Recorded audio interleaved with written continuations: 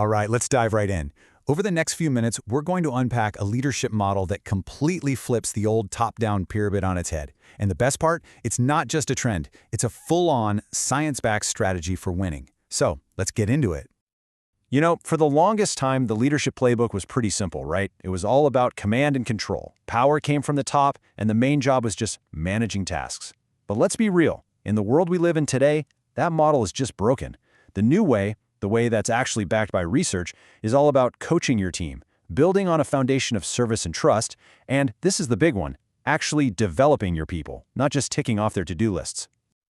So that really makes you think, doesn't it? If you're leading a team, or even if you want to one day, you have to ask yourself, is my style built for right now? Or am I accidentally using a playbook from a totally different era?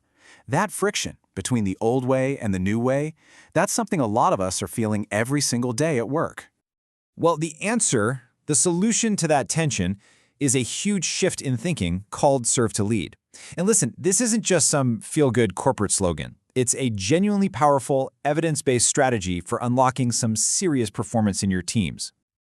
At the absolute heart of this is an idea called servant leadership. And it's so simple, but it changes everything. The leader's whole mindset shifts from asking, what can my team do for me, to asking, how can I serve my team so they can succeed? It's about putting their needs first, period. Okay, so serving your team. That can sound a little abstract, right? What does it actually mean day to day?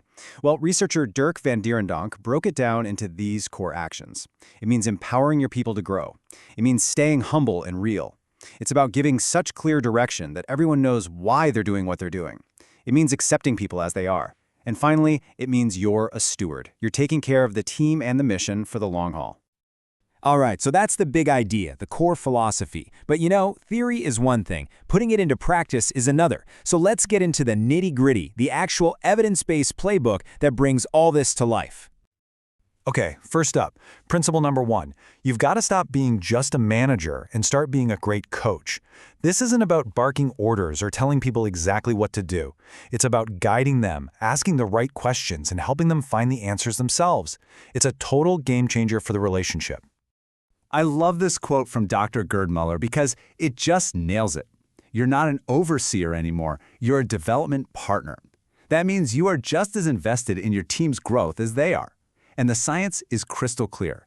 This approach has a huge positive impact on performance. All right, principle number 2, and this is a big one. Empower, don't micromanage. We've all had that boss, right? The one looking over your shoulder. It absolutely crushes motivation.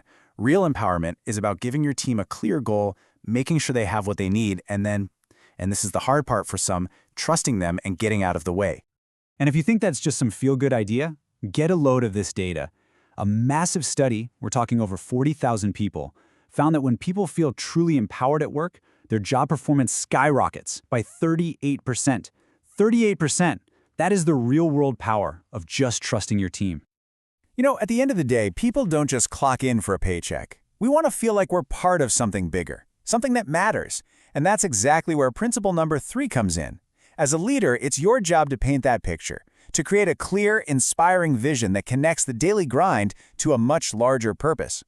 And again, this isn't just motivational poster stuff. There are actual experimental studies that have shown a clear, meaningful vision can directly boost team performance by up to 17%. When people truly understand the why behind their work, their performance just naturally gets a huge lift. Okay, so we've got the playbook. Now for the really fun part, the hard science that proves this stuff works.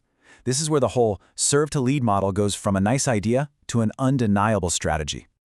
Let's kick things off with trust because it's the foundation for everything.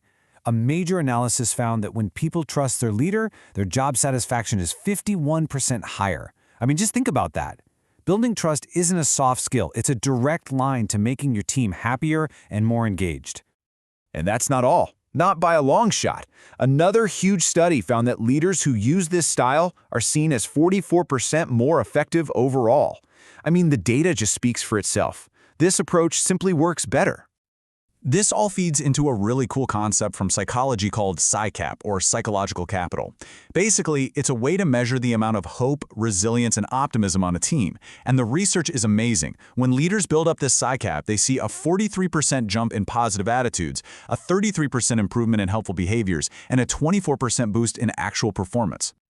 So you can see how all these pieces start to connect. This isn't just a checklist of things to do. It's about starting a journey. It's about building a complete system of leadership that reinforces itself. Think of it like this. There are really 3 levels of impact. It all starts with you, your individual habits and behaviors. That then grows to create team principles, where collaboration just becomes the default. And from there, you shape an entire organizational culture built on trust and focus. It's an incredible ripple effect. So, after all the science, all the data, all the principles, it really just comes down to this one simple, powerful truth. The most effective, most successful way to lead in today's world is to first learn how to serve. And so, I want to leave you with one final thought. A challenge, really. This isn't about changing everything overnight. It's about taking the first step. So, what's the one thing, one small action that you can take today to start serving your team just a little bit better?